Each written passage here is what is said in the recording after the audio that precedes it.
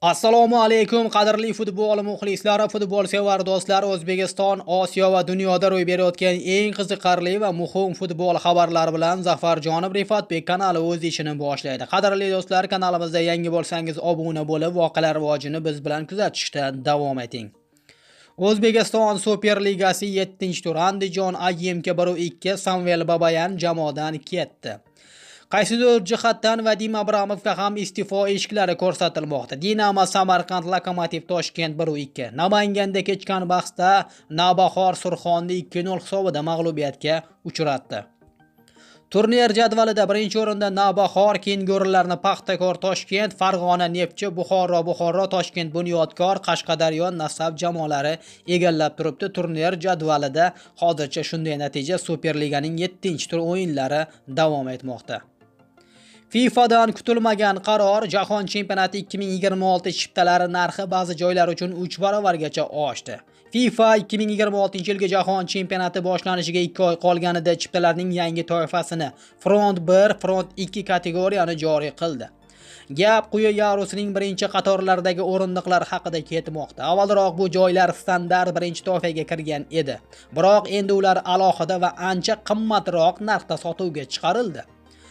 Tik Atletik nashrining xabariga ko'ra, ayrim o'yinlar uchun bunday chiptalar narxi oddiy birinchi toifaga nisbatan 2-3 barobar oshgan. Masalan, AQSh Turkiya o'yiniga yangi toifadagi chipta $1000 o'rniga $2970 etib belgilandi. Argentinaning Jazoir va Avstriyaga qarshi o'yinlar uchun narxi taxminan $770 dan $2300 gacha ko'tarildi. Ko'pchilik muxlislarning fikricha, FIFA eng yaxshi qatorlarni keyinchalik qimmatroq sotish uchun avvalroq birinchi toifa chiptasini sotib olganlarga stadionning noqulayroq joylarini burchaklardan yoki darvoza ortidan taqsimlab bergan. Yangi toifaning paydo bo'lishi bu shubhalarni yanada kuchaytiradi, deydi manba.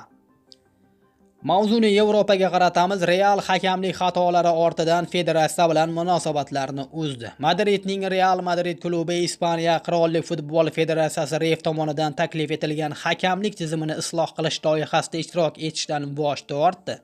Qirollik klubi bosh direktori Jose Angel Sanchez tashkilotga bu boradagi uchrashuvlarda endilikda qatnashmasligini ma'lum qilgan. Bu haqida AS xabar bermoqda.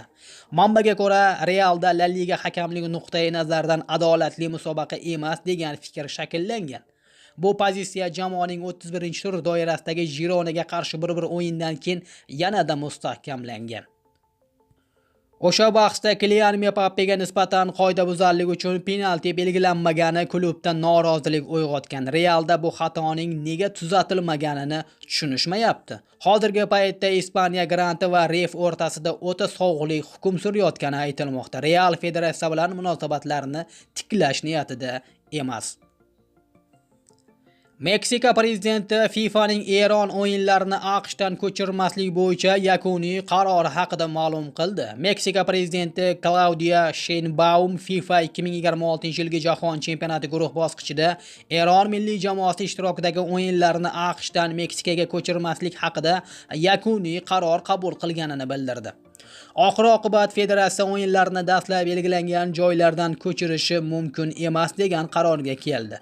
Bunday qadam FIFAdan juda katta logistik sa'y-harakatlarni talab qiladi, dedi Sheinbaum.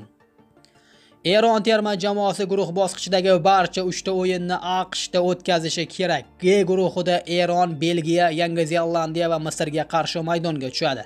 Avvalroq Eron xavfsizlik sabablarini keltirib o'z o'yinlarini AQShda emas, balki Meksikada o'tkazishni so'ragan edi.